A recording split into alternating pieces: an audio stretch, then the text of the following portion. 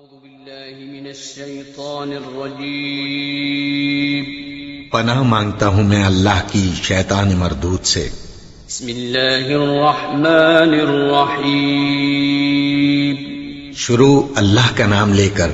جو بڑا مہربان نہایت رحم والا ہے۔ اعوذ باللہ من الشیطان الرجیم بسم اللہ الرحمن الرحیم وَيَا قَوْمِ هَٰذِهِ نَاقَةُ اللَّهِ لَكُمْ آيَةً فَذَرُوهَا تَأْكُلْ فِي أَرْضِ اللَّهِ وَلَا تَمَسُّوهَا بِسُوءٍ فَيَأْخُذَكُمْ عَذَابٌ قَرِيبٌ فَعَقَرُوهَا فَقَالَ تَمَتَّعُوا فِي دَارِكُمْ 3 أَيَّامٍ ذلك وعد غير مكذوب فلما جاء أمرنا نجينا صالحا والذين آمنوا معه برحمة منا ومن خزي يومئذ إن ربك هو القوي العزيز وأخذ الذين ظلموا الصيحة فأصبحوا في ديارهم جاثمين كأن لم يغنوا فيها ألا إن ثمود كفروا ربهم ألا بعدا لثمود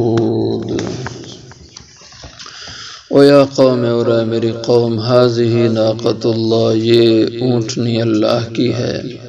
لکم آیتن تمہارے لیے ایک نشانی ہے فذروها پس اسے آزاد چھوڑے رکھو تاکل کھاتی رہے فی ارض اللہ اللہ کی زمین میں ولا تمسوها بسوء اور نہ اس کو ہاتھ لگانا بری نیت سے فیاخذکم ورنہ پکڑ لے گا تمہیں عذاب قریب کا عذاب فعقروها پس انہوں نے اس کی ٹانگیں کاٹ دیں فقال پھر حضرت صالح نے فرمایا تمتعو اب تم مزے کر لو نفع اٹھا لو فی دارکم اپنے گھروں میں 3 ایام بس 3 دن ذالک وعد غیر مکذوب یہ ایسا وعدہ ہے جس کو جھٹلایا نہیں جا سکتا فلما جاء امرنا پھر جب آ گیا ہمارا امر نجینا صالحا ہم نے نجات دی صالح علیہ السلام کو والذین آمنوا معه اور ان کو جو ایمان لائے تھے ان کے ساتھ برحمت منا اپنی رحمت سے ومن خزی یومئذ اور اس دن کی رسوائی سے ان ربک هو القوی العزیز بے شک تیرا رب وہ طاقت والا ہے عزیز غلبے والا ہے وَأَخَذَ الَّذِينَ اور پکڑ لیا ان لوگوں کو ظلموا جنہوں نے ظلم کیا تھا الصیحہ تو ایک چنگھاڑ چیخنے فَأَصْبَحُوا پھر ہو گئے وہ اب فی دیارہم اپنے گھروں میں جاثمین گھٹنوں کے بل گرے پڑے کَأَن لَّمْ يَغْنَوْا فِيهَا ایسے گویا کہ وہ اس زمین میں ان بستیوں میں آباد ہی نہ ہوئے الا ان ثمود خبردار بے شک قوم ثمود کفروا ربهم انہوں نے کفر کیا اپنے رب سے الا بعدا لثمود خبردار دوری ہے ہلاکت ہے قوم ثمود کے لیے قوم ثمود کی طرف حضرت صالح علیہ السلام کو اللہ نے پیغمبر بنا کے بھیجا ان کو حضرت صالح نے دعوت تبلیغ کی لیکن یہ قوم نہ مانے آخر ایک دن یہ لوگ کہنے لگے صالح تو ہماری جان نہیں چھوڑتا بار بار ایک ہی بات ہے اللہ سے ہوتا ہے اللہ کے غیر سے کچھ نہیں ہوتا سب کچھ اللہ کرنے والے یہ ہمارے خدا معبود کچھ نہیں کر سکتے ہم تو تنگ آ کے روز روز یہ بات سن کے بس آخر اب فیصلہ کرتے ہیں جہاں کھڑے تھے اس کے سامنے ایک پہاڑی تھی ایک بڑی چٹان تھی کہا کہ اگر تو اس چٹان سے ایک اونٹنی جوان ہو اور وہ اس چٹان سے نکلے گابن ہو، نکلتے ہی وہ ایک بچہ جن دے، اور خوبصورت اونٹنی ہو جس کے جسم کے بال گھنے ہوں، اگر یہ اونٹنی اس پتھر سے تم نکال دو تو ہم سب مان جائیں گے۔ بس قصہ ختم کرتے ہیں۔ حضرت صالح علیہ السلام نے فرمایا کہ ٹھیک ہے، میں اللہ سے مانگتا ہوں اللہ تعالیٰ اس پتھر سے چٹان سے اونٹنی نکال دیں تمہارے کہنے پہ۔ حالانکہ یہ ان کا مطالبہ بنتا نہیں تھا اور نہ ہی اس کے پورا کرنے کی ضرورت تھی، کہ اس سے پہلے بہت سے معجزات اللہ کے پیغمبر دکھا چکے تھے، لیکن بہرحال پیغمبر میں ایک چاہت ہوتی ہے کہ کسی طریقے سے قوم مان جائے، ایمان لے آئیں، یہ دوزخ سے بچ جائیں۔ اسی جذبے سے اللہ سے مانگا اور ان کو کہہ دیا کل یا پرسوں سب لوگ جمع ہو جانا تو میں تمہیں اونٹنی یہاں سے دکھا دوں گا۔ تو اللہ کی شان بہت بڑا مجمع لگ گیا۔ حضرت صالح علیہ السلام نے اللہ سے عرض کی، اللہ تعالیٰ نے ان کے دیکھتے پتھر چٹان جو بڑی تھی وہ پھٹا، اس میں سے خوبصورت چمکتے بالوں والی گھنے بالوں والی اونٹنی نمودار ہوئی، اور نمودار ہوتے ہی اس نے ایک بچہ جنم دیا، اور سب نے اس کو اپنی آنکھوں سے دیکھا۔ تو تفاسیر میں کہیں بھی نہیں ہے، کسی مقام پہ کوئی ایک حوالہ نہیں ہے کہ ان لوگوں میں ایک شخص نے بھی یہ معجزہ دیکھ کے ایمان قبول کیا ہو۔ ایسے ضد پہ لوگ اڑے ہوئے تھے کہ خود کہا کہ یوں ہو جائے، وہ ہوا تو ایک شخص نے بھی نہیں مانا اور کہا یہ جادو ہے۔ جیسے حضور صلی اللہ علیہ وسلم سے کہا چاند دو ٹکڑے ہو جائے، آپ نے چاند دو ٹکڑے کر دیے، انہوں نے اپنی آنکھوں سے دیکھا، لیکن کیا کہا؟ سحر مستمر، یہ تو بڑا پکا جادوگر ہے۔ تو ایسی باتیں چونکہ جب انسان نے طے کیا ہو ماننا نہیں تو پھر کوئی دنیا کی طاقت اس کو منوا بھی نہیں سکتی۔ اب اونٹنی بڑی عجیب الخلقت تھی، بڑی جسامت والی تھی، اس کا کھانا اس کا پینا بھی بہت زیادہ تھا، اس لیے قوم کا جو ذریعہ معاش تھا یہ مویشی پالنا، یہ نظام تھا۔ تو اس کے لیے باری مقرر کر دی، ایک دن قوم کے جانور چراگاہ میں چریں گے اور پانی کا جو مقام تھا، کوئی چشمہ تھا، وہاں سے پانی پئیں گے، اور دوسرے دن حضرت صالح علیہ السلام کی یہ اونٹنی، اور فرمایا ڈرایا کہ اس اونٹنی کو نقصان نہ پہنچانا، اگر تم نے اس کو نقصان پہنچایا تو اللہ کا سخت عذاب آئے گا۔ تو اس قوم میں بڑے بدماش قسم کے لوگ تھے۔ قرآن کریم میں آتا ہے وَكَانَ فِي الْمَدِينَةِ تِسْعَةُ رَهْطٍ يُفْسِدُونَ فِي الْأَرْضِ۔ اس قوم میں 9 بڑے بڑے غنڈے اور بدماش تھے جنہوں نے فساد مچا رکھا تھا۔ ان میں ایک شخص کا نام قیدار ابن سالف تھا اور ایک عورت کا نام عنیزہ بنت غنم تھا، اور یہ عورت بڑی مالدار تھی، بہت زیادہ اس کا مال مویشی تھا۔ اب اس کو بڑی مشکل بنی ہوئی تھی، جس دن اونٹنی کی باری ہوتی تھی اس دن ان کے جانوروں کو پانی نہیں ملتا تھا، اور سب سے زیادہ جانور اسی عورت کے تھے۔ تو اس نے جو گنڈا تھا سب سے بڑا قیدار ابن سالف، اس سے کہا اگر تم اس اونٹنی کو قتل کر دو، اس سے ہماری جان چھڑوا دو، تو میں اس کے صلے میں اپنی بیٹی کی تمہیں شادی کر دوں گا۔ اس کی بیٹیاں ہی تھیں۔ یہ لالچ دی اور وہ بدماش اس کی لالچ میں آ گیا اور اس نے منصوبہ کیا، اور ان سارے گنڈوں نے آپس میں مل کے کہا کہ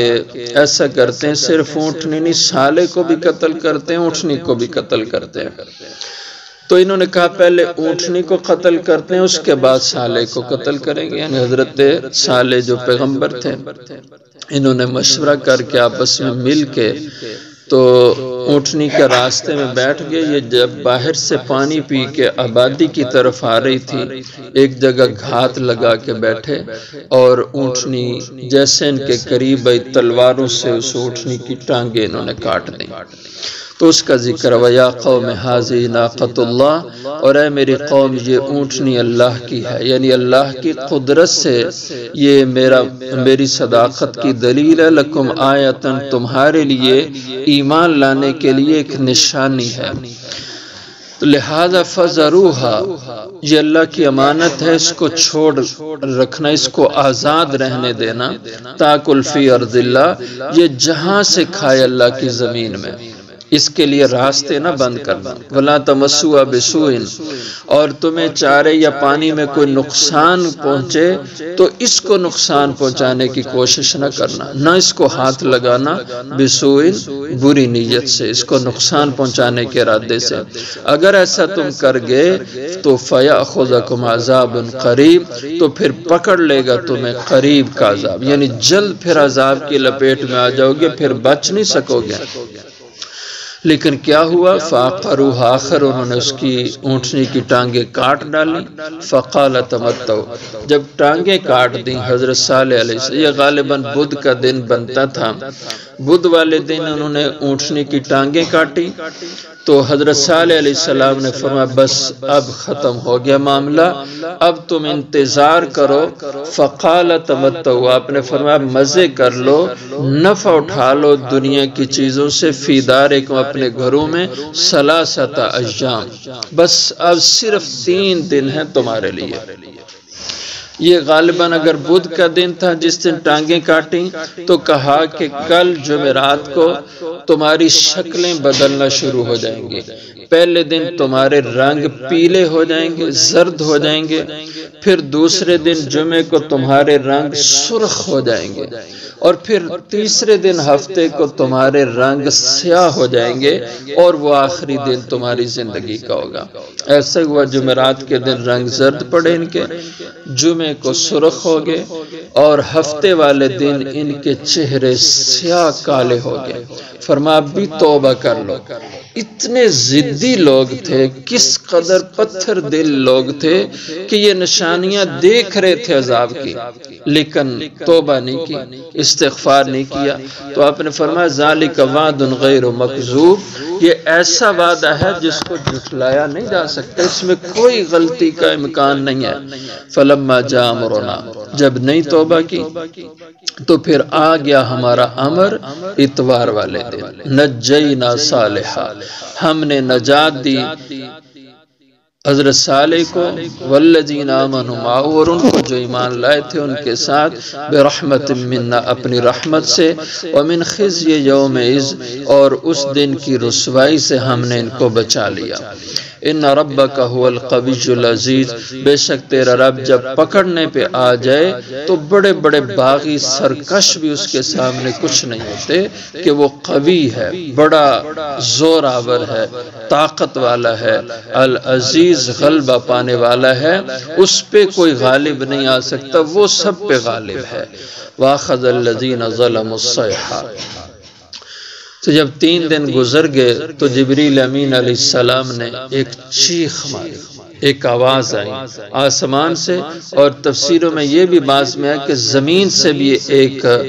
زوردار اور گرجدار آواز پیدا ہوئی، جس سے ان کے کلیجے پھٹ گئے سب کے، اور واخذ الذین ظلموا الصیحہ،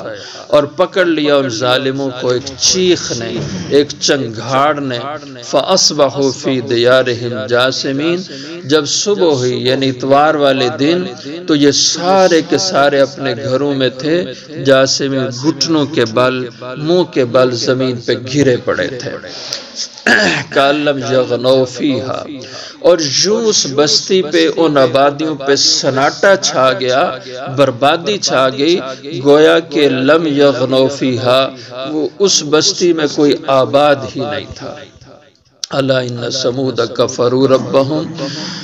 خوب سن لو، خبردار ہو جاؤ، بے شک یہ سمود جن کو یہ عذاب ملا، ایسے نہیں، کفروا ربہم، انہوں نے اپنے رب کا انکار کیا تھا، اپنے رب کے ساتھ کفر کیا، یعنی اس کے حکموں کی سرکشی کی، بغاوت کی، تب ان پہ یہ اللہ کا عذاب ٹوٹ پڑا۔ الا بعدا لثمود، خوب سن لو، ہلاکت ہے، دوری ہے خدا کی رحمت سے قوم سمود کے لیے۔ ایسے ہی ان قوموں کا انجام ہوتا ہے جو اللہ کے حکموں کی سرکشی کرتے ہیں، بغاوت کرتے ہیں اور توبہ نہیں کرتے، اللہ کی پکڑ میں آ جاتے ہیں۔ اس لیے انسان کو جب گناہ ہو جائے توبہ کر لینی چاہیے۔ اللہ کے غضب کا انتظار نہیں کرنا چاہیے کہ جب پکڑ آئے گی تو پھر توبہ کر لیں گے، یا میں صحیح کر رہا ہوں اس لیے اللہ کی پکڑ نہیں آ رہی۔ گناہ ہوا تو توبہ استغفار کر لے تاکہ کسی بھی وقت اللہ کے عذاب سے پہلے یہ اللہ کی پکڑ سے اپنے آپ کو بچا سکے۔